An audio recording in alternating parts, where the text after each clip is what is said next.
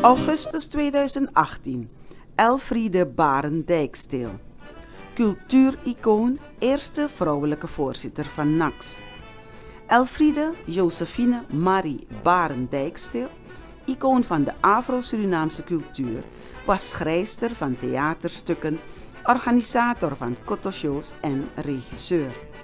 Na haar overlijden bleek dat ze ook jarenlang in het geheim gedichten had geschreven. Ze vervulde bestuursfuncties in verschillende maatschappelijke organisaties en beleidsfuncties bij de Surinaamse overheid.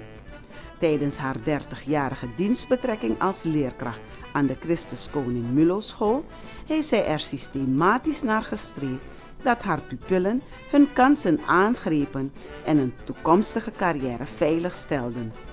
Ook bood zij hen de mogelijkheid zich te ontwikkelen tot modelburgers.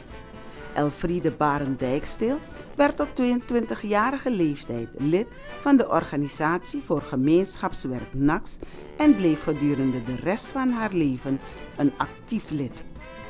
Van 1995 tot aan haar overlijden in 2010 was ze voorzitter van deze organisatie. In NAX stelde ze kennisoverdracht aan jongeren centraal.